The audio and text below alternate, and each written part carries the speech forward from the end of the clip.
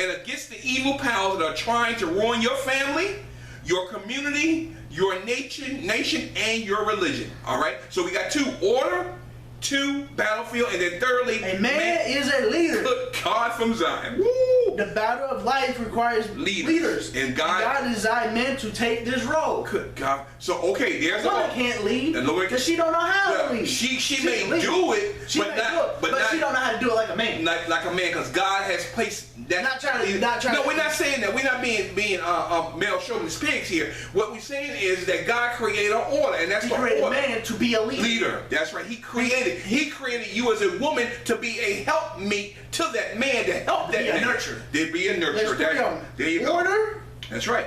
Battlefield. Yes. And leader. Good God. Touch on the order real quick, Brother Josh. Read these first 2, and then we're gonna go down to the battle of life in the battlefield. Right here, order of the world. What does it mean to say that the world has an order? Okay. Most basically, it means that all things of the world were intended to be arranged in a certain way. That's right. Exactly. This arrangement was designed by God. Yes. The world's creator. That's right. But although things should fit together in certain ways, man, because of his sinfulness, does not always honor this order. That's right. He want to do his own thing. The simplest example of an order is the system of numbers. Yes. You learn about them in mathematics. Numbers do not just exist by themselves. That's they have an order. They have an order. If you pick up any 2 numbers, one of them is greater and the other one is lesser. That's right. They have different values and they belong in different places on the number line. Okay, number 2.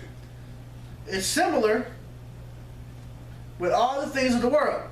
They have different values and each one belongs in a certain place. Yes. A husband belongs with his wife, not other man. Oh, what did you just say? A husband belongs with his wife, not another man. All right. Children belong with their parents, not with other adults. All right, come on, son. My son is more valuable than my dog, and my dog is more valuable than my rose bushes. That's right. People belong in a church one day each week to worship God and learn His teaching. Yes. Those who commit crimes belong in prison or even in front of an executioner, and so on. Okay. So basically, what does that tell us about order? We ain't got to go no further. There's an order to everything you do. All right. And so, men, if you are not in order yourself, you cannot lead and direct your son and put him in order. And you cannot aim him at a target and expect him to fall in line and be in order. It's not going to happen. Nope. It's not going. You have to be in order. You can't say one thing and do another thing and then expect your son to fall in the right spot. It's not going to happen. All right, I'm gonna do 2, and I'm gonna let you do a leader. The battle of life. The second basic truth that a boy needs to know is that the world is a battlefield, and it's so true. That's because things don't always happen the right way. The world has a natural tendency to fall apart on its own, even if nobody is trying to take it apart. And there are many evil people, evil groups, and evil ideas that threaten everything that you love or should love, such as family, your nation, your religion. There are criminals who threaten us physically. There are false teachers who threaten us intellectually and spiritually. There are organizations dedicated to tearing down the God-designed order of our nation and replacing it with a man-made and anti-God social order. I'm going to read the first one. When you are a man, therefore, you need to protect. Come on, men. There it goes back to our godly order. Lead, provide, and protect. All right? Protect yourself and the community for which you are a part by understanding the battle. You have to understand the battle, man. You don't understand the battle. How are you going to win the battle if you don't understand the battle? You got to understand the battle. There you go. See, it goes all back to the world leaders. They had a plan. You can't just go in the battle and not have a plan. You don't have a plan. That's right. You got to have a plan, Brother Josh. Absolutely. So you gotta have a plan when you teach your son. That's right. Or a young boy. You gotta have a plan. Good God from Zion. You saying it, Brother Josh. Wow, that's powerful. Those who study the ways of war know that a soldier must understand his enemy. That's right. And he must understand what the enemy is like, how he thinks, and how he fights, so he can oppose him effectively. As a man, you have to teach your son the need to understand the war of life. Wow. Okay. Ain't gotta go no further than that. All right, Brother Josh, go to a leader. You will be a leader or a follower. Good God from Zion. Man, this is some good stuff here tonight, Brother Josh. You will be a leader or a follower. The third basic truth a young man needs to know is that a man is a leader. Yes. That's because God made him that way. We'll say that again, because God made who that way? Him. There you go. Somebody has to lead. Yes. And this responsibility naturally falls to women. To men. That's right. Yes, women sometimes lead, but overall, men do a better job of leading. That's right. When they don't get big-headed. All right? And let their pride get in the way. All right. So when you are a man, you will be a leader or a follower. That's right. Whether you want it or not. As a husband, you will lead your family. As a worker, you will probably rise to a position of leadership. Yes. Over some of your co-workers. Yes. You may be a leader in your church or other non-business organization. And there are many other positions of leadership that you may occupy. All right. But know this. Yes. Leadership does not necessarily mean having the official title of a leader, such as the president, pastor, or CEO. Stop right there, brother. Sometimes when we as men get a position, we like that position. We let that power go to right here. Let that power go to that head. That little title, you get in the position. Yeah, it also goes back to police force. See, police force, they abuse their authority because they have the power to do it. The power to do it. That's right. Exactly. Go ahead, brother. Leadership means understanding how the world operates. Yes. And then taking responsibility for doing your part. Yes. To make things go better in your family, your neighborhood, your church, your job, and so on. Okay, stop right there. We ain't gonna move. So basically, you got 3 things, 3 principles that we're gonna add in there, along with some other things we'll teach you in part 2. One is what we need to know. How you gonna teach your son about what? One is what? Order. Order. 2 is what? Battlefield. Understanding the battle. And 3? Being a leader. Being a leader. All right. All right. That's okay. Being a leader. I'm gonna let you read that. I'm gonna go into why a man is a leader. Being a leader, brother Josh. A good leader is not necessarily a man who issues orders that must be obeyed. Oh, very good. Some leaders occupy positions like this, but in general, a good leader is a man who understands what must be done and then makes sure it is done. Okay, so that's taking responsibility. Do what has to be done when it needs to be done. I'm the leader of this organization, but it's not important. I have to be a man of my word, take care of things for this organization when nobody else doing it. Brother Josh knows I do. I just take care of business. Point blank. If I say it's going to be done, it's done. Period. So that's what you as men, you don't have to have the title or something. Be responsible. Teach that young boy how to be responsible. Give him some values. Give him some principles to be guided him by, and show him what he needs to do so he can grow up to be responsible and learn how to be a man, so he'll be more successful than you were, because since you're learning this stuff late, you can teach him at an early age so he can be successful in life. Wow.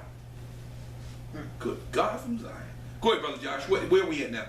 Leadership, therefore, requires 2 things: understanding and action. Yes. Yeah. So, what does leadership require? 2 things. Understanding and action. Understanding and action. So we need to add those into our principles as well. Yep. Understanding and action, meaning understand you need to know what to do and when to do it. All right. Good God, man. All right, go to the next one, right here, and then we're gonna go to why the man's a leader. In order to know what must be done, you must understand how the world works. Wow. How? Pop my jaw. And how it should work if all people honor God. Yes. A good leader must have a knowledge about the world. Yes. Especially since so many people are consistently trying to get us to believe things that are false. Yes. The most important battle is between truth and falsehood. That's right. So you need to know the difference. You gotta know the difference between false and truth. And truth. So there's another 2 principles we can add on. Truth and falsehood. You got to teach that young boy at an early age between the difference of falsehood and truth. Because see, the truth is going to always stand. And if you show those things and demonstrate those things to him as a young boy through your life and through your character, he'll catch on. He'll catch on to that. That's right. Now, I ain't saying that he won't go astray, but he'll always remember, man, my dad was always on point. He always did the right thing. I need to do that. Bam. All right, Tyrone, go to why is a man a leader? Good God from Zion. Why is a man a leader? Because God created him that way. Why is a man a leader? Because God created him that way. All right. That's self-explanatory. That's right. Men are especially interested in understanding how things in the world work. And most men are also interested in working to make sure that things over which they have influence work well. Okay, but to be a good leader, you must not have your highest goals Let me start over and slow this down so you can understand what I'm saying here. But to be a good leader, you must not have your highest goals to be achieving good relationships with people and comfort at home. You don't have to have everything accomplished in your life to and to have good relationships. This is a learning process. Being a man and learning how to handle your son. Everything we do is a learning process. It's a process. But you know, like we said before, Brother Josh, everybody wants to get to the pot of gold at the end of the rainbow. But they don't want to work for it. They don't want to work for it or go through the process to get to it. I'd rather learn in the process than get to, because I'm not learning anything. You don't learn anything. You get the goal. You ain't doing nothing. You ain't learning nothing. That's right. Exactly right. All right, let's go here. A leader must be able to do what's right even if other people don't like it. And he must be able to endure pain when it's necessary to do the right thing. Therefore, most women are not suited to be leaders. That's usually the man's job. Praise be to God. All right, let's go down to the next one, Brother Josh. Let's get into it. A father's advice to his son on becoming a man, part 2. Wow. The importance of books. Oh my God. Now I know some of you men out there don't read enough. You better start reading, because see, this is where you gain knowledge and wisdom to pass on to your child. Go ahead, Brother Josh. To gain the knowledge you need to be a good man, you must train yourself to be a good reader. Yes. Even in today's internet media age, most of the world's knowledge and wisdom, yes, the wisdom you need to live a good life is in the written word. That's right. There's a reason for that. Wisdom cannot be learned through music or video. Music and video, although they have their value, yes, are non-intellectual. And intellectual, that's right. They cannot communicate ideas correctly. They cannot, that's right. They suggest ideas. There you go, suggestive. Oh, they want to have it twerking and all that other stuff going on. That's suggestive. That's a suggestive thought. They throw it at you, so that's what they want you to see. I'm sorry, Don. You're God, I'm sorry. Woo! Come on, They brother. can reinforce them. Yes. But music and video cannot communicate ideas accurately. There you go. Ideas can only be communicated correctly by words. There you go, sir. True. A video can include words that communicate ideas. Yes. But the communication of ideas in a video is done in a non-visual way. That's right. The words are a non-visual addition to the medium that is primarily visual. Okay, I'm going to read this little thing. In music and videos, in fact, are often used to manipulate you. And that is so true. We talked about this. We talk about this all the time. Brother Dwight and I and you. Whoever controls the media controls you and the culture. So it manipulates you. It manipulates you. So you got to be very, very aware of this. All right. That is to trick you into thinking or acting in a way that the author wants you to. Dishonest or evil people often use video and music to manipulate your emotions instead of trying to teach you truth, which is so true. Instead of using words to teach you, they use music and pictures to get you to feel that something is true or that something is good when it really is not. I'm going to go down to the How powerful is that, Brother Josh, when you look at music videos today? Is that what that is? Manipulation. Mm-hmm. I'm going to go right here. I think this is powerful right here. All right, go ahead. No, I don't want you to go there. I want you to go in the middle, of course. And I want you to go to that one. Of course, many written and spoken words are misleading as well. Mm-hmm. This honesty does not exist just in the word of video, but with the written word. Yes. It is easier to know when the author is trying to mislead you with the written word. Mm-hmm. You can read at your own pace so that you understand what's being said. Yes. And you can stop reading and go look something up in order to better understand what the author is trying to see what he's trying to fool you. Okay, stop right there, and then I'm going to let you go on. It's so very important, men, that you start learning how to read. Get books that's going to improve you. I started to do that when I was in my 30s. In my 30s, I started reading, and boy, that changed my life around. That's how this organization started, by me reading, by me researching, and books can open up a brand new world to you. It can teach you things that videos and all this music and all this other stuff cannot teach you. And these things you can pass on to your child to get the information that you need. All right? It's stuff out there to help you. All right? So don't be ashamed to read a book. Pick up a book and start reading. Get some knowledge and some wisdom. All right, Brother Josh. When you read, you are the master. You are what? The master. There you go. Or at least you become the master if you learn to read intelligently. Yes. When you watch, the producer is your master. When you watch TV, when you watch videos, you are not the master anymore. They control you because they're sending you a message for you to buy in to the untruth. Beware of the media. There it is. It leads right into that. There you go. Whoever controls the media controls the culture. There you go. That's right. Now you ain't gonna feel. And that's we just talked about it. It controls it. So if you're going to be fooled, men, you want to see all these nice women. I know women are beautiful. God made women that way for us to be attracted to them. All right, beautiful women are beautiful. Believe me, I love them. All right, but don't let the media or the enemy seduce you into those things. See, you pass that stuff off to your son. All right, if you got Playboy magazines hanging around and all this other stuff in the house and he finds them, what is he going to think?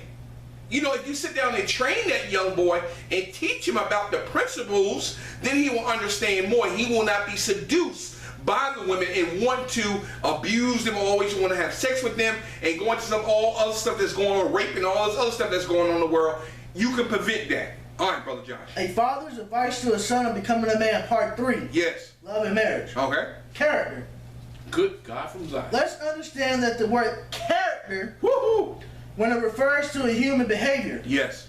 character is the way you habitually behave. Yes, right. That's right. It doesn't just mean how you behave some of the time. That's right, bro. When you try hard to do something, you usually don't. Mm-hmm. You don't usually do. That's right.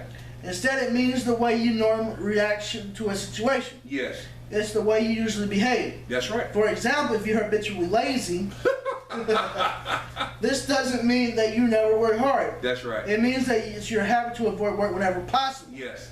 And it takes a great effort for you to work hard. Okay, go ahead. Character Mm-hmm. is based on habit. On habit. Character is your habits. If you're a person that's always late, that's what you have, a character deficiency, because you're not a person of your word. That's a defective character. That's a deficit in your character, because you're habitually late. If you always say, well, I'm going to do this, I'm going to do this, and you never do it, then you're not a person of your word. That's another character deficiency. You're never on time. That's a deficiency in your time. If you can't do your job properly, that's part of your character. Come on, brother. Woo. If you act lazy enough, often enough, laziness becomes your habit. That's right. And when it becomes your habit, then you will either have to fight hard to change your character, or a battle will take a long time and much energy. Yes, or right. else you just remain lazy for the rest of your life and you'll be a failure. All right. So number one, we talk about character. You have to build character first in yourself, and then you have to build character in your son. Go to the next one, brother. Virtue and vice. You gotta have virtue and vice. He's gonna look at this real quickly. The official name for an especially destructive habit is vice. It's a vice, something that you depend on or lean on. The opposite of a vice is something for which you can develop a habit. Yes. And the opposite of a vice is a virtue. That's right. Absolutely. All right. When we say a man has virtue, or say that he is virtuous, we mean that he has the habit of doing things well. Yes. He has developed strength of character. Strength of character. That's right. So that he rarely does what's bad enough, though he's like all of us in that he's consistently tempted to do what's wrong. Yes. Vice means weakness. Weakness. Vice means weakness. Whereas virtue is strength. Virtue is strength. That's The right. very word virtue is derived from a Latin word that basically means manliness and strength. Manliness and strength. That's right. How is virtue developed? Okay. By a process that's easy to understand but hard to do. Yes. If you do the right thing often enough, it becomes a habit. That's right. And once it becomes a habit, it's much easier to do again. All right, let's go down to the next one. We have to build integrity, man. Do you know what integrity means? All right, the word integrity literally means oneness. If you have integrity, your mind does not have two opposing beliefs. Stand on what you believe in. If you're going to teach your child, don't say one thing and do a different thing. Integrity. Don't do one thing behind closed doors and do another thing in the open public. Have integrity for who you are. Train your son to have integrity. All right, let's go to the next one. Love, marriage, and sex. Just read that first line, Brother Josh. Young boys may not have much interest in girls right now, but one day perhaps soon they will. Yes. And this is as it should be. Yes. The interest in men and women taking one another is an important part of the order of the world. There's order again. Men and women have a natural desire to be together. A man feels pleasure, when he's in the company of an attractive woman. Yes. And that the woman feels the same about an attractive man. Absolutely. To be sure, you may find women not to be very attractive, and that's okay too. All right. You only need one woman to become your wife. There you go. So what that means, there's an order. God created order. He created a woman for a man. All right? He created that order. So we ain't gonna even get into that. All right? I'm just gonna leave it at that. Let's go down to the one example here, brother. Right there in the middle. Then we're gonna go down to the next one. Because sex is intentionally pleasurable? No, right here where it says oneness. One example of lifestyle of sin.